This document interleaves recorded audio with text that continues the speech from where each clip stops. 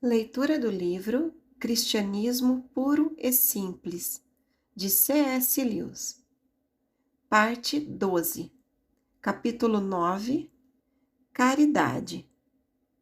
Eu disse num capítulo anterior que havia 4 virtudes cardeais e 3 virtudes teologais. As 3 teologais são fé, esperança e caridade. A fé será tratada nos 2 últimos capítulos.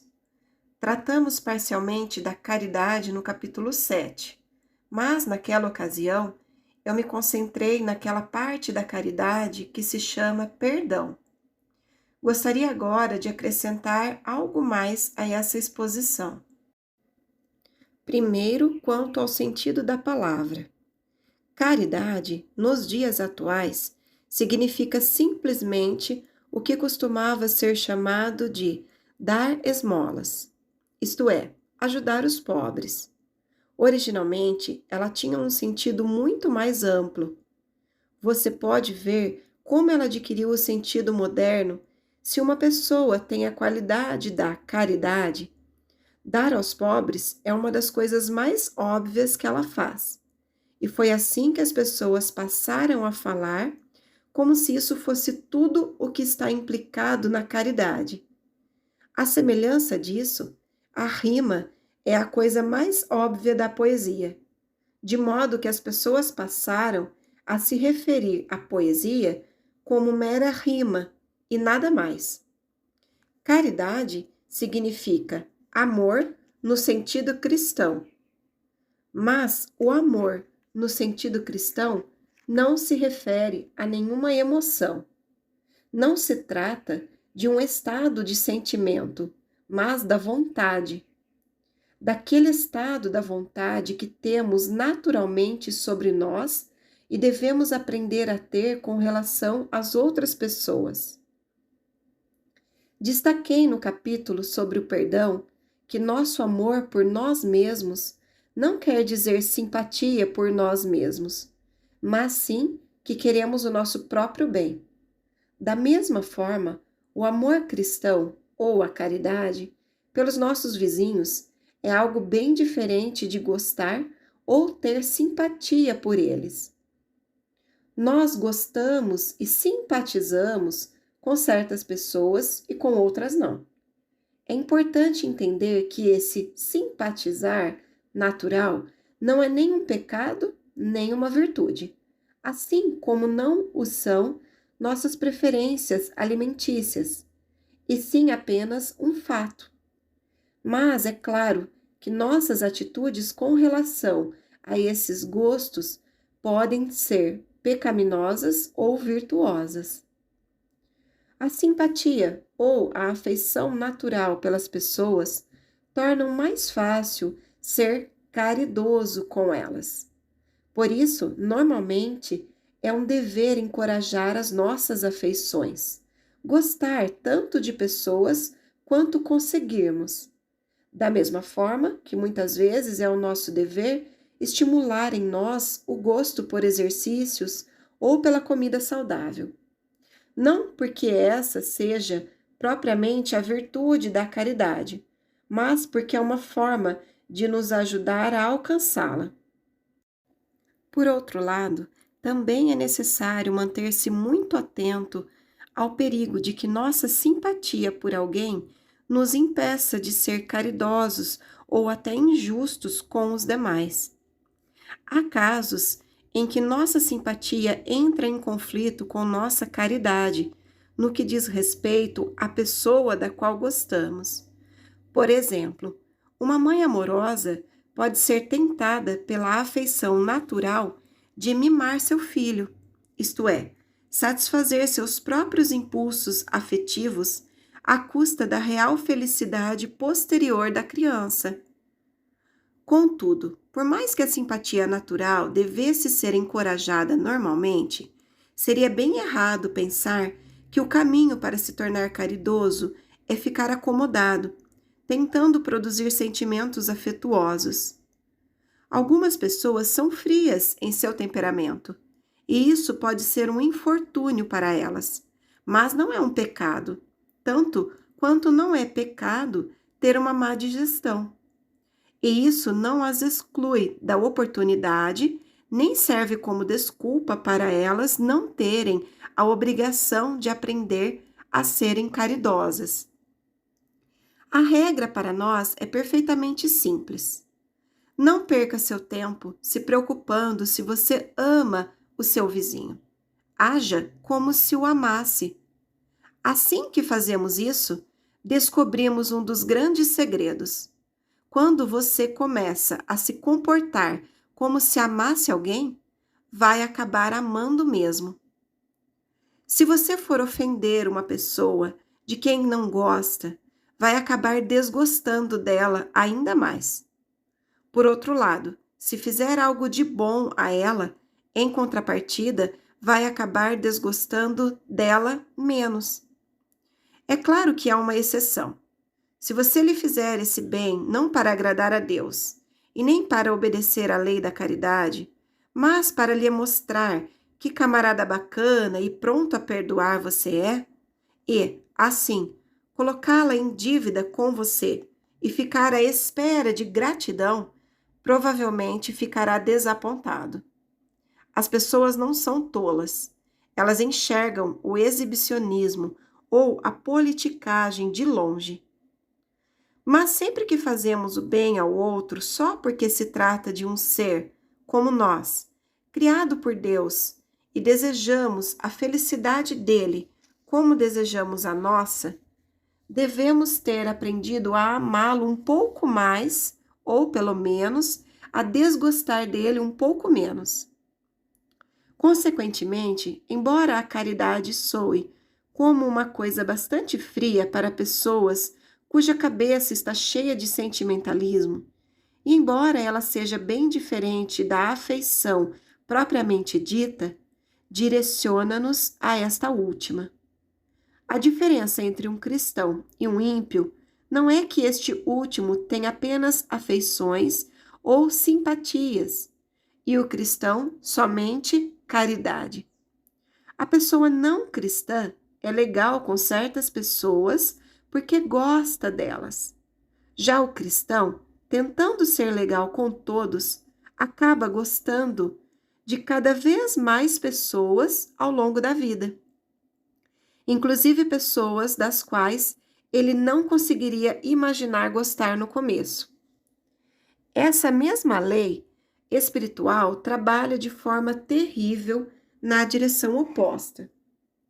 Os alemães talvez tenham tratado mal aos judeus de início porque os odiavam, mas depois passaram a odiá-los ainda mais porque eles tratavam mal.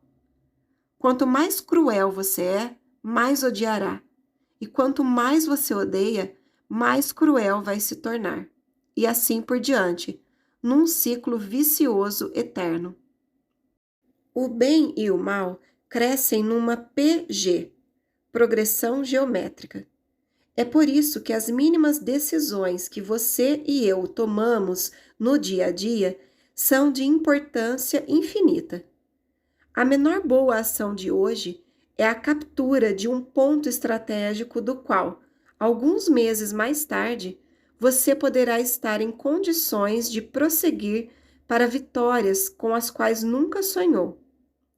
Uma concessão aparentemente trivial hoje a um desejo ou uma raiva representa a perda de uma montanha, uma linha férrea ou ponte com que o inimigo poderia preparar um ataque que, do contrário, seria impossível. Alguns autores usam a palavra caridade para descrever não apenas o amor cristão entre seres humanos, mas também o amor de Deus pelo ser humano e deste por Deus. As pessoas muitas vezes ficam preocupadas quanto ao segundo desses dois amores. Elas ouvem que devem amar a Deus, mas não conseguem encontrar nenhum sentimento como esse dentro de si. Então, o que devem fazer? A resposta é a mesma que a anterior. Haja como se você o sentisse. Não fique aí tentando fabricar sentimentos. Pergunte-se a si mesmo: se eu tivesse certeza de que amo a Deus, o que eu faria? Quando encontrar a resposta, vá e haja de acordo. De uma maneira geral, o amor de Deus por nós é um assunto sobre o qual se deve refletir com muito mais cuidado do que o nosso amor por Ele. Ninguém consegue ter sentimentos piedosos o tempo todo e, mesmo se conseguisse, o fato é que os sentimentos não são a preocupação principal de Deus. O amor cristão, seja com relação a Deus, seja com relação ao ser humano, é uma questão de vontade. Se estivermos tentando fazer a sua vontade, estaremos obedecendo ao seu mandamento. Ame o Senhor, o seu Deus. Ele nos dará sentimentos de amor se assim o desejar. Não podemos criá-los para nós mesmos e não devemos demandá-los como um direito. Mas o grande lembrete é que, embora nossos sentimentos sejam instáveis, o amor dele por nós não é. Ele não se desgasta por causa dos pecados que cometemos ou por nossa indiferença. E, portanto, ele é implacável em sua determinação de que devemos ser curados daqueles pecados a todo o custo, seja para nós, seja para ele. Capítulo 10. Esperança. A esperança é uma das virtudes teologais. Isso significa uma visão constantemente voltada para a frente, para o mundo eterno. Não é, como algumas pessoas modernas pensam, uma forma de escapismo ou ilusão, mas uma atitude típica de um cristão. Isso não significa que devamos deixar o mundo presente do jeito que está. Quem investiga os registros da história descobre que os cristãos que fizeram mais pelo mundo presente foram justamente aqueles que mais pensaram no porvir. Os próprios apóstolos que possibilitaram a conversão do Império Romano, os grandes homens que construíram a Idade Média, os protestantes ingleses que aboliram a escravidão, todos deixaram a sua marca na terra justamente porque suas mentes estavam ocupadas com o céu. Desde que os cristãos deixaram de pensar amplamente no mundo vindouro, tornaram-se ineficazes neste mundo. Aspire ao céu e terá a terra de lambuja. Aspire à terra e não terá nenhum dos dois. Parece uma regra estranha, mas algo semelhante pode ser observado em outros campos. A saúde é uma grande bênção, mas, na mesma hora em que você faz dela seu objetivo supremo e direto, você se torna um hipocondríaco que fica imaginando o que pode estar errado com você. Você só terá chance de ter boa saúde se desejar outras coisas além disso. Comida, jogos, diversão, ar puro. Da mesma forma, nunca devemos querer salvar a civilização enquanto ela for o nosso objetivo principal. Temos de aprender a desejar outra coisa, ainda mais do que desejamos isso. A maioria de nós acha muito difícil desejar o céu, exceto no sentido de que o céu signifique reencontrar os nossos amigos que morreram. Uma das razões para essa dificuldade é a nossa criação, visto que toda a nossa educação tende a fixar nossa mente neste mundo. Outro motivo é que, quando o desejo real pelo céu está presente em nós, não o reconhecemos. Se as pessoas tivessem a capacidade de examinar seu coração, saberiam que o que desejam e o fazem de forma contundente é algo que não se pode obter neste mundo. Há tantas coisas neste mundo nos prometendo aquilo que desejamos, mas que nunca cumprem a promessa. O anseio que é despertado em nós quando nos apaixonamos pela primeira vez, ou pensamos em morar num país estrangeiro, ou nos dedicamos a um assunto que realmente nos empolga, tudo se resume a desejos que nenhum casamento, viagem ou aprendizado pode realmente satisfazer. Não estou falando aqui do que corriqueiramente se chama de casamento ou de férias ou de carreiras de estudo que causaram frustração por não as conseguirmos. Estou falando das melhores opções em cada uma dessas áreas. Havia algo a que nos agarramos no primeiro momento do desejo que simplesmente desvaneceu quando ele se tornou realidade. Penso que isso que estou falando seja do conhecimento de todos. A companheira pode até ser uma boa esposa, e os hotéis e a vista podem ter sido excelentes, e a química pode ser um emprego muito interessante, mas algo se evadiu de nós. Agora, há duas formas erradas de lidar com esse fato. A outra que é a certa. Primeiro, a moda dos tolos. Eles põem a culpa nas coisas em si. Passam a vida toda pensando que, se ao menos tentassem ter outra mulher, ou ter direito a férias mais dispendiosas, ou qualquer outra coisa, então, desta vez, eles verdadeiramente terão alcançado o objetivo misterioso atrás do qual todos nós estamos. A maioria das pessoas entediadas, descontentes e ricas deste mundo é composta de gente desse tipo. Essas pessoas passam a vida toda trocando de parceiro, como se troca de camisa, com a ajuda dos cartórios. Vivem de continente em continente, passando de hobby para hobby, pensando toda vez que a última escolha será finalmente para valer, mas continuam sempre decepcionadas. Segundo, a moda dos sensatos desiludidos. Eles logo decidem que tudo isso é ilusão. É claro, eles dizem, que a gente se sente assim quando é jovem, mas quando se chega a uma certa idade, você para de ficar buscando o fim do arco-íris. Assim, eles sossegam e aprendem a não esperar demais e reprimem a parte de si que costumava, como eles diriam, sonhar com o impossível. Certamente, esta é uma forma muito melhor do que a primeira e torna a pessoa muito mais feliz, além de ser um incômodo muito menor para a sociedade. Isso tende a tornar essa pessoa arrogante. Ela estará apta a ser bem superior com relação ao que ela chama de adolescentes. Mas, de maneira geral, ela se vira bem e se sente confortável. Essa seria a melhor linha que poderíamos seguir se as pessoas não vivessem para sempre.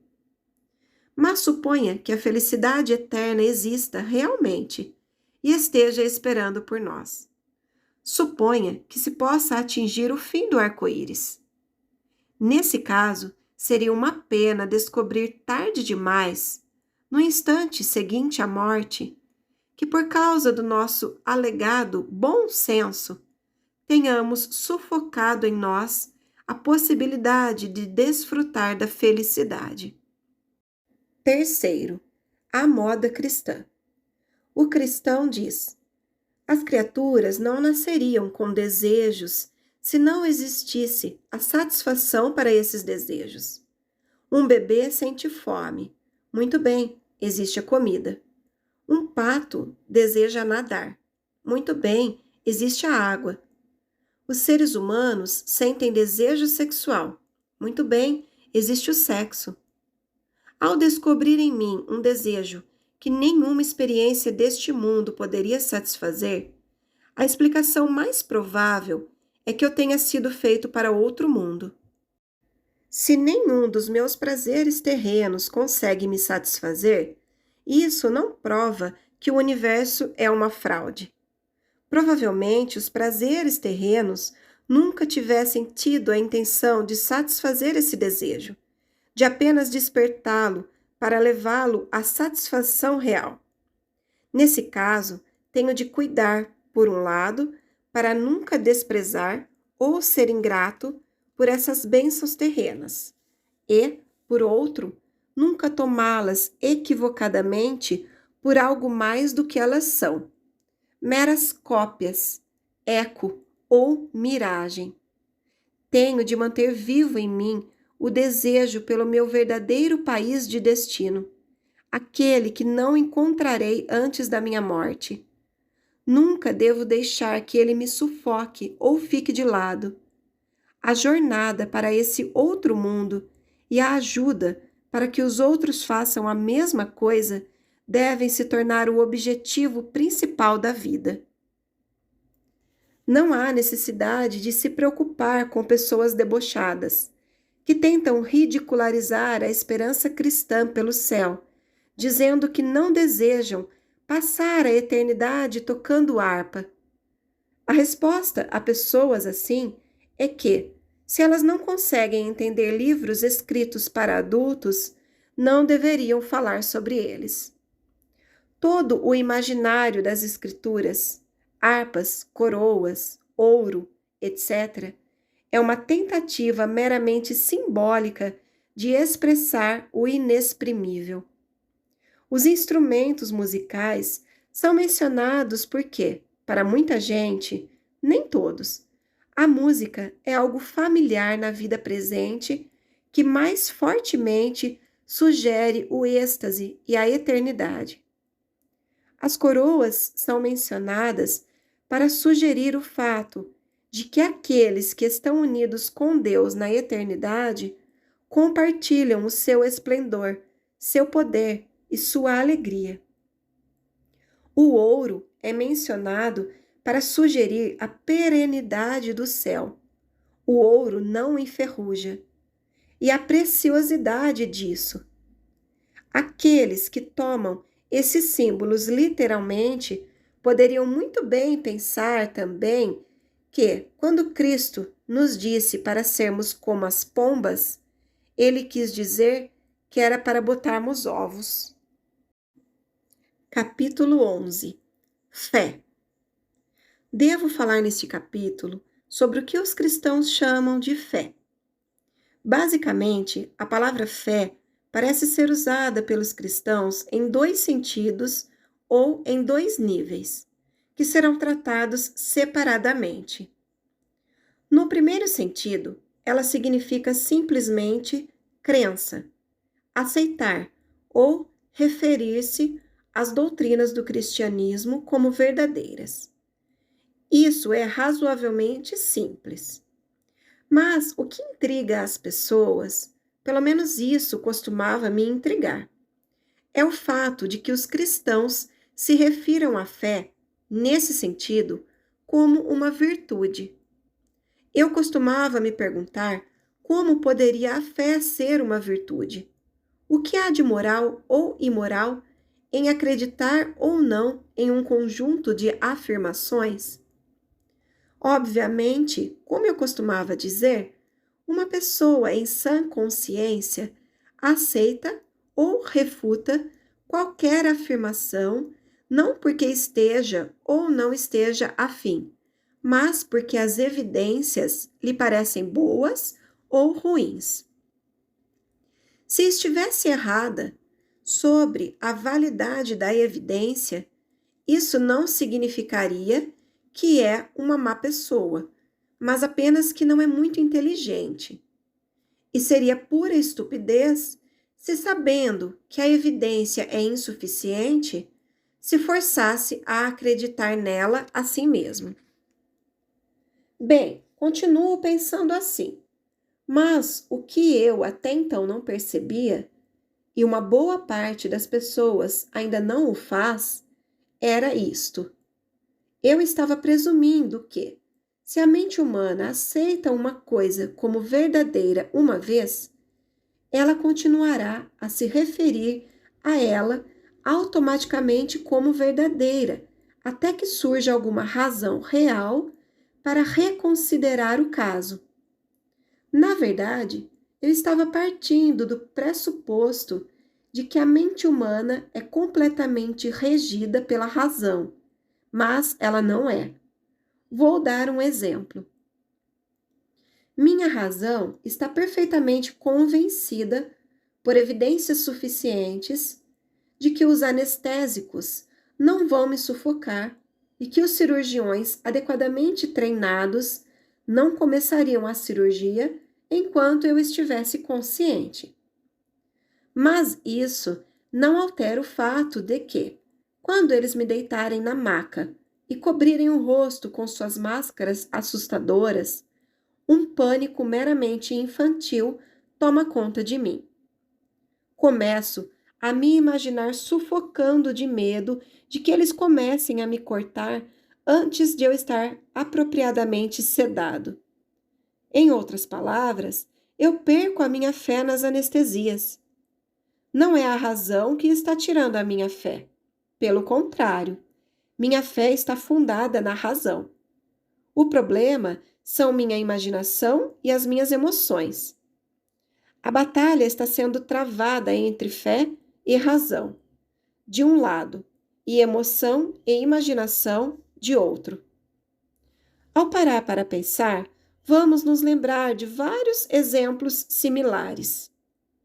Um homem sabe, com base em evidências perfeitamente suficientes, que a bela garota que conhece é mentirosa e não sabe guardar segredos, e, portanto, não é digna de confiança. Mas, quando ele está com ela, sua mente perde a fé no conhecimento que ele tem dela e começa a pensar: quem sabe ela será diferente dessa vez? E, novamente, se faz de bobo e lhe conta algo que não deveria contar. Resumindo, seus sentidos e suas emoções destruíram sua fé no que ele sabe que é realmente verdade. Ou tomemos o exemplo do menino que está aprendendo a nadar. Sua razão sabe perfeitamente bem que um corpo humano não vai necessariamente afundar na água se não tiver apoio. E ele viu dezenas de pessoas boiarem e nadarem. Mas a questão fundamental é se ele estará em condições de seguir confiando nisso quando o seu instrutor soltá-lo e deixá-lo na água por sua própria conta. Ou se vai deixar de acreditar nisso e entrará em pânico para então afundar. É exatamente isso que acontece com o cristianismo. Não estou pedindo que ninguém o aceite se, no exercício de sua racionalidade, encontrar evidências que pesem contra ele. Esse não é o ponto pelo qual a fé se manifesta. Imagine, por outro lado, que a razão de uma pessoa decida fazê-la converter-se ao cristianismo. Posso dizer o que acontecerá com esse indivíduo nas semanas seguintes. Chegará um momento em que ou haverá más notícias ou ele estará em apuros. Ou estará vivendo em meio a um monte de pessoas que não creem nisso e todas as suas emoções se levantarão de uma vez e executarão uma espécie de bombardeio contra a sua fé. Ou então chegará um momento em que esse indivíduo vai desejar uma mulher, ou contar uma mentira, ou vai se sentir muito satisfeito consigo mesmo, ou ainda vai ver uma chance de ganhar um pouco de dinheiro de alguma forma que não seja perfeitamente legal. Na verdade, um momento em que seria conveniente que o cristianismo não fosse verdadeiro. E mais uma vez, suas vontades e seus desejos vão bombardeá-lo sem dó. Não estou falando de momentos nos quais surgem quaisquer novas razões contra o cristianismo, pois estas devem ser encaradas e esse é um caso diferente. Estou falando de momentos em que um mero estado de espírito se levanta contra ele. Mas a palavra fé, no sentido em que estou empregando aqui, é a arte de aderir a coisas que a sua razão já aceitou, apesar de seus estados de espírito inconstantes, pois os humores vão mudar independentemente da visão que sua razão assuma. Sei disso por experiência. Agora que sou cristão, realmente tenho um estado de espírito em que tudo na religião me parece muito improvável. Mas, quando era ateu, havia momentos em que eu me sentia como se o cristianismo fosse terrivelmente provável. Essa revolução em nossos estados de espírito contra nosso ser real acontecerá de qualquer jeito. Por isso a fé é uma virtude tão necessária. Pois, a menos que você ensine aos seus estados de espírito onde eles devem repousar, nunca poderá ser nem um cristão sensato, nem um ateu sensato, mas apenas uma criatura que vive se debatendo e cujas crenças realmente dependem das condições do tempo ou do estado de sua digestão.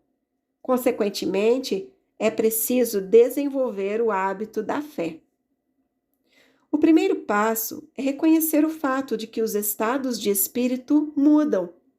Em seguida, é preciso ter certeza de que, uma vez que você tenha aceitado o cristianismo, então algumas de suas doutrinas principais devem ser mantidas todos os dias, de maneira deliberada em sua mente por algum tempo.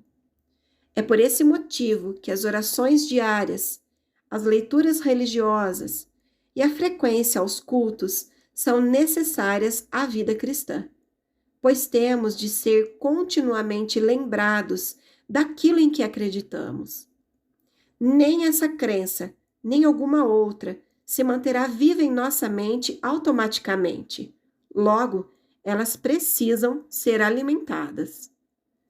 E, na verdade, ao examinar uma centena de pessoas que perderam a fé no cristianismo, fico me perguntando quantas delas se revelariam pessoas que se afastaram por uma argumentação honesta.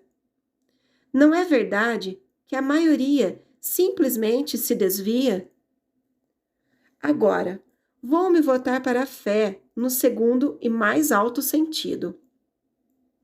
E essa é a coisa mais difícil que eu tive de enfrentar até hoje. Gostaria de abordá-la retomando o tema da humildade. Você deve lembrar quando eu disse que o primeiro passo em direção à humildade era dar-se conta de que é uma pessoa orgulhosa. Gostaria de acrescentar agora que o passo seguinte é fazer uma tentativa séria de praticar as virtudes cristãs. Uma semana não é suficiente. As coisas, muitas vezes, andam de vento em popa pela primeira semana. Experimente 6 semanas. A essa altura, tendo, até onde se pode ver, caído completamente ou descido a um ponto mais baixo do que aquele a partir do qual se começou, teremos descoberto algumas verdades a respeito de nós mesmos. Ninguém sabe o quanto é mal enquanto não tiver se esforçado muito para ser bom. Há uma ideia tola, que por sinal é muito divulgada, a de que pessoas boas não sabem o que significa serem tentadas. Essa é uma mentira deslavada. Apenas aqueles que buscam resistir à tentação sabem o quanto ela é forte. Afinal de contas, só descobrimos a força do exército alemão lutando contra ele e não nos rendendo à sua força. Só descobrimos a força do vento quando tentamos andar no sentido contrário a ele, e não quando nos deitamos no chão.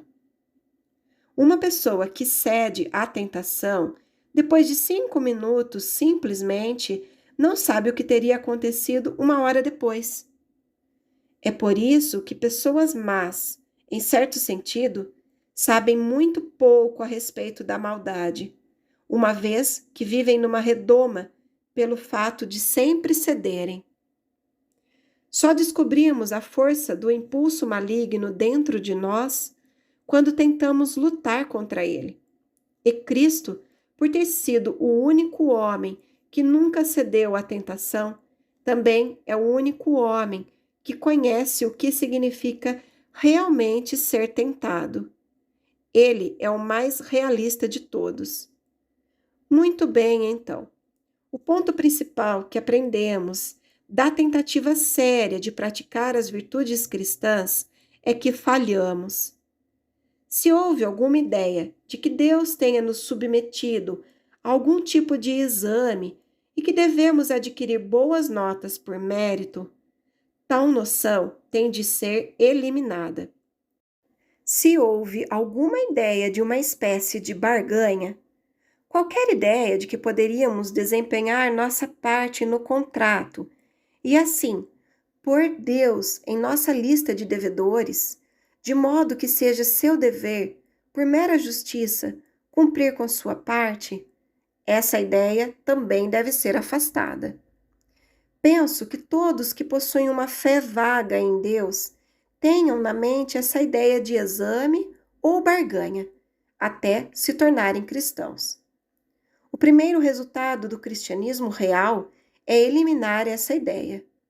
Quando eles a aniquilam, algumas pessoas pensam que isso significa que o cristianismo é um equívoco e desistem. Eles parecem imaginar que Deus é muito simplista e, na realidade, é claro que ele sabe de tudo a esse respeito. Uma das coisas precisas que o cristianismo foi designado a fazer é acabar com essa ideia. Deus esteve esperando pelo momento em que você percebe que não se trata de obter uma nota para passar no exame ou de colocá-lo em dívida com você. Em seguida, vem outra descoberta. Cada uma de suas faculdades, suas capacidades de pensar e de mover os lábios a cada minuto, tudo é dado por Deus. Ainda que você dedicasse cada momento de sua vida exclusivamente ao serviço dele, não poderia lhe dar nada que, em certo sentido, já não fosse dele. Sendo assim, quando alguém diz que está fazendo alguma coisa para Deus ou dando alguma coisa a ele, vou dizer a você o que isso se parece. É como se uma criancinha fosse até o seu pai e dissesse: Pai, dê-me algum dinheiro para comprar-lhe um presente de aniversário. É claro que o pai vai fazer isso e fica contente com o presente da criança. Isso é tudo muito bonitinho e apropriado, mas só um idiota pensaria que o pai foi lesado na transação. Quando uma pessoa faz essas duas descobertas, Deus poderá entrar em ação de fato, e é só depois disso que a vida real começa. Só agora que a pessoa acordou. Sendo assim, podemos agora passar a falar da fé no segundo sentido. Fim do capítulo. Se você está gostando da leitura, curta o vídeo e se inscreva no canal. Deus te abençoe.